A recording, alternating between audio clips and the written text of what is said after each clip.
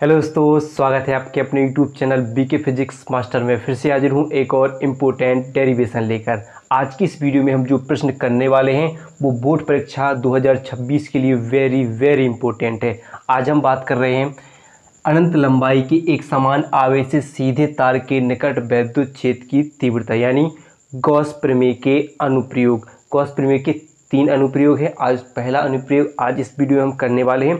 इससे पहले हम गॉस नियम कर चुके हैं, गॉस नियम को सिद्ध कर चुके हैं। अगर वो वीडियो नहीं देखी हो तो उसको देख लीजिएगा, डिस्क्रिप्शन में उसका हम लिंक दे देंगे। तो आज हम गॉस प्रमेय के अनुप्रयोग करने वाले हैं। इसमें पहला अनुप्रयोग वेरी वेरी इंपॉर्टेंट है। तो आज इसको हम बहुत ही सिंपल तरीके से करने वाले हैं। तो वीडियो को अंत तक जरूर देखिएगा। पसंद आए तो लाइक कीजिएगा, ज़्यादा से ज़्यादा हो सके शेयर कीजिएगा, नए हो तो सब्सक्राइब जरूर कीजिएगा। तो आइए समझते हैं इस डेरिवेशन को।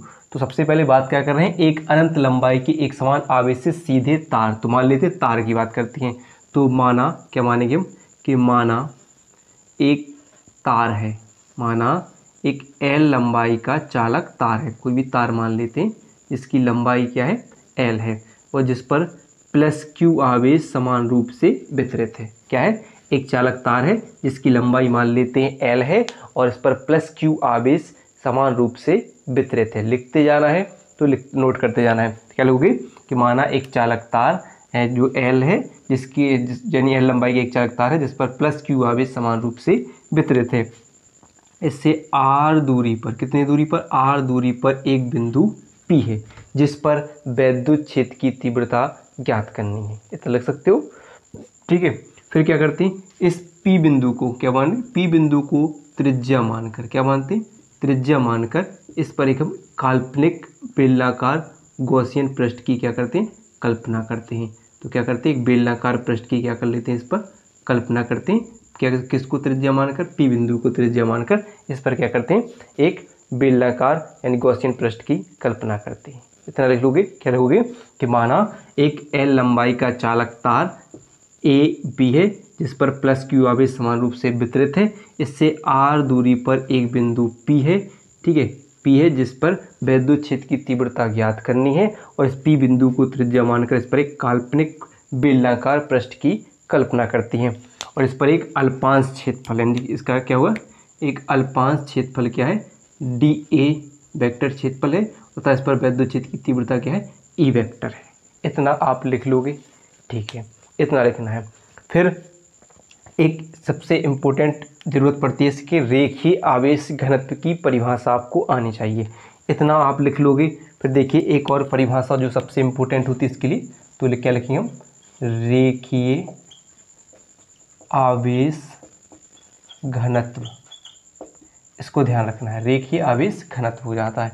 तो रेखीय आवेश घनत्व क्या होता है कि किसी चालक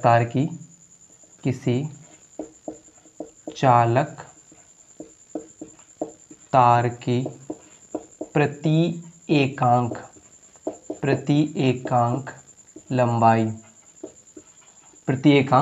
लंबाई पर वितरित आवेश को रेखीय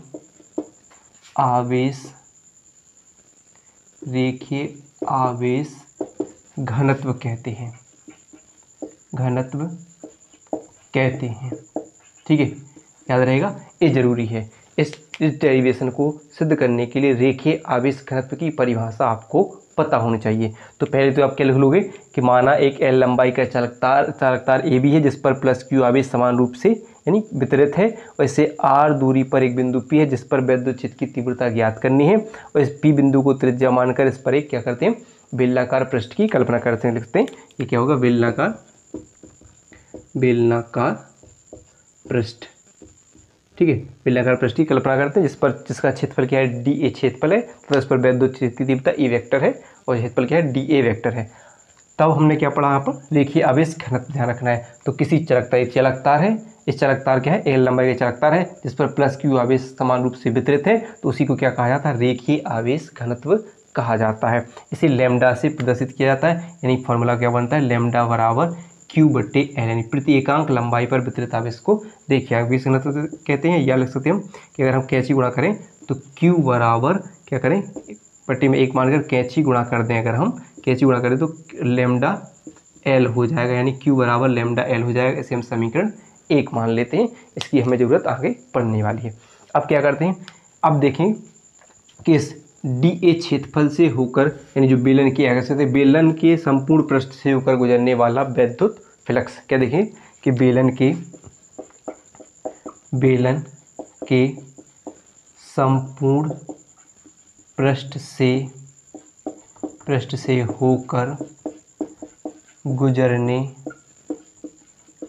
वाला फ्लक्स, तो बेलन की संपूर्ण पृष्ठ से होकर गुजरने वाला फ्लक्स क्या हो जाएगा आपका, फाई ई बराबर समाकलन E vector into D A vector होगा। समाकलन किस भाग के लिए, क्योंकि हम संपूर्ण भाग के लिए यहाँ पर लिख रहे हुए, क्योंकि आपने एक चीज़ पढ़ा होगा कि ई वेक्टर, यानी एक फॉर्मूला पढ़ा होगा कि ए वेक्टर इंटू बी वेक्टर बराबर क्या होता है, ए बी कॉस थीटा होता है। अदिश गुणनफल में पढ़ा होगा तो कॉस थीटा होगा। तब हम यहाँ पर क्या लिखेंगे कि समाकलन क्या हो जाएगा आपका, समाकलन ई ए कॉस थीटा हो जाएगा। ठीक है, ये क्या हो जाएगा, या समाकलन ई ए कॉस थीटा हो जाएगा। तब हम ई का समाकलन नहीं होगा, समाकलन क्या हो जाएगा आपका, क्योंकि एक बात और ध्यान रखना है कि अगर हम कॉस थीटा का मान रखना होगा तो यहाँ पर देखिए ये दोनों की दिशा कैसी है, समांतर, यानी एक दूसरे एक समान दिशा में चल रहे हैं। तब यहाँ पर कॉस थीटा बराबर क्या होगा, 0 अंश। तो 0 अंश का मान कितना होता है, 1। चलिए तो यहाँ पर देखते हैं, तो समाकलन क्या हो जाएगा, ए इंटू कॉस थीटा क्या हो जाएगा आपका, कॉस 0 अंश, और कॉस 0 अंश का मान कितना हो जाएगा, 1। ठीक है, तो हम क्या लिखेंगे, यहाँ पर लिख सकते हैं कि कॉस 0 अंश बराबर कितना होगा, 1। तो ई क्या बचेगा, ई इंटू समाकलन ए बच जाएगा। ठीक है, लेकिन चूंकि हमने पढ़ा है कि बेलन का क्षेत्रफल, बेलन के संपूर्ण पृष्ठ का क्षेत्रफल, यानी बेलन का बक पृष्ठ का क्षेत्रफल भी कह सकते हैं, तो क्या होता है, समाकलन क्या हो जाएगा, ए बराबर क्या हो जाएगा, 2 पाई आर एल होता है। तो हम लिख देंगे यहाँ पर कि ई इंटू 2 पाई आर एल हो जाएगा। इसे आप समीकरण 2 नाम दे सकते हैं। ठीक है, फिर आप यहाँ से हल कर सकते हैं। फिर आपने पढ़ा होगा किसके आधार पर इसको सिद्ध कर रहे हैं, गॉस नियम के आधार पर। तो हम क्या लिखते हैं कि गॉस प्रमेय से, तो गॉस प्रमेय क्या पढ़ी हमने कि फाई ई बराबर, क्या पढ़ा हमने कि फाई ई बराबर क्यू बटे एप्सिलॉन नॉट पढ़ा है। तो अब हम देखेंगे, इसे हम कोई भी समीकरण 3 नाम दे सकते हैं। अब देखेंगे समीकरण 1 और समीकरण 3, तो देखेंगे यहाँ पर बी क्या है, फाई ई, क्या है, फाई ई यहाँ पर भी है, फाई ई बराबर, यानी ये दोनों समीकरण की जो एक पक्ष तो बराबर है, तब ये भी एक दूसरे के बराबर होंगे। तो हम लिख सकते हैं समीकरण 2 व 3 से। तो समीकरण 2 व 3 से क्यों ले रहे हैं, क्योंकि दोनों के ये साइड क्या है, बराबर हैं। तो क्या होगा, ये भी इसके बराबर हो जाएंगे, तो यानी हो जाएगा ई इंटू 2 पाई आर एल बराबर हो जाएगा क्यू बटे एप्सिलॉन नोट।